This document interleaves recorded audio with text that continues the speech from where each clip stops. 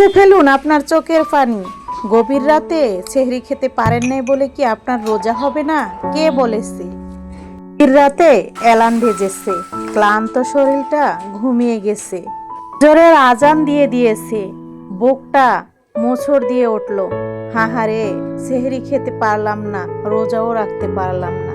এটা আপনার ভুল ভাবনা। রোজা আপনার হয়ে যাবে কিছু না খেয়ে।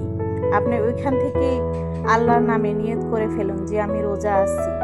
খাওয়া ফরজও না, ওয়াজিবও না, এটা নবীজির সুন্নত। নামাজ যদি ছুটে যায়, ফরজ নামাজ কিন্তু হয়ে যায়। তাহলে আপনি কেনই বা এইসব চিন্তা ভাবনা করবেন? সময় থেকে আপনি আল্লাহর নামে নিয়ত করে ফেলুন যে আমি রোজা আছি। ইনশাল্লাহ আল্লাহ পাক কবুল করে ফেলবে, আরো বেশি করে কবুল করবে। কারণ আপনি ইচ্ছাগতভাবে কাজটা করেন নাই, তাই না খেয়ে ক্লান্ত শরীরে রোজা আছেন। কষ্ট আপনার হবে, আল্লাহ পাক খুশি হয়ে যাবে বেশি করে।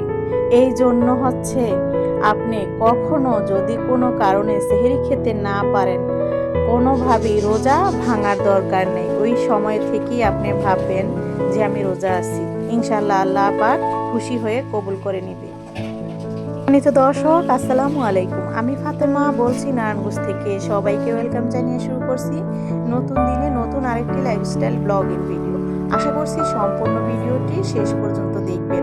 আসলে ডেইলি ব্লগ ডেইলি যদি আপলোড না করি কথা বলতে ভালো লাগে না, তাই আবারও চলে আসলাম ডেইলি ব্লগ শেয়ার করার জন্য। কারণ ভাবছিলাম একদিন পর পর ভিডিও আপলোড করব, কিন্তু আসলে সেগুলো কেমন জানি এলোমেলো হয়ে যায়। কথা বলতেও ভালো লাগে না একদিনের কথা আরেকদিন বলতে। যার কারণে এখন থেকে আবারও রেগুলার ভিডিও আপলোড করব, মানে লং ভিডিও। তো সব সময় আপনাদের সাথে আগের মতো আবারও প্রতিদিন ভিডিও আপলোড করব, আপনারা দেখতে থাকুন। এই তো আপনাদের ভাইয়া হচ্ছে বাজার নিয়ে আসছে, মাছ আনছে, মাংস আনছে। তো রোজা আছি, আপনার ভাইয়া বলতেছে কাটতে পারবে না, তুমি ক্লান্ত, আমি কাটি। আসলে সেও রোজা আছে, তবে এর চাইতে বড় মাছও আমি কাটতে পারি, কিন্তু সে আজকে জানি না আমার জন্য তার কষ্ট হয়েছে, এই জন্য সে কাটতে বসছে। বললাম যে তুমিও রোজা আছো, আমি কেটে নিতে পারবো, সমস্যা নাই। আমি তো এর চাইতে বড় মাছও কাটি, তাহলে এখন পারবো না কেন?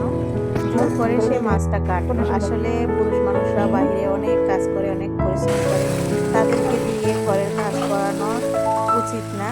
কিন্তু যাই হোক জোর করছে, তাই কিছু বলিনি। অনেকবার বাধা দিয়েছিলাম। এই তো ভোর রাতের জন্য মাংস আর হচ্ছে ভেন্ডি ভাজি, আর বিকেলের জন্য তো মাছ রান্না করলাম, ঝাল বোনা ছিল। তারপর হচ্ছে ইফতার আয়োজন। যারা ভিডিওটা দেখতেছেন শেষ পর্যন্ত দেখবেন, ইনশাল্লাহ ভিডিওটি আপনাদের কাছে ভালো লাগবে।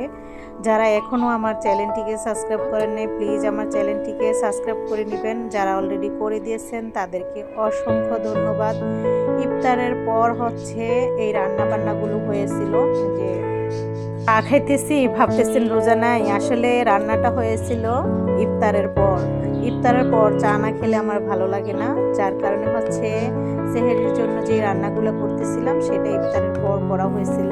তবে এর আগে যে ইফতারি তারপর হচ্ছে মাছ রান্না, ডাল বোনা, এগুলো আগেই করে ফেলেছিলাম। যাই হোক, যারা ভিডিও বানান তারা বোঝেন, আবার যারা দেখেন অনেকেই বোঝেন, আবার অনেকে ভুল বোঝেন।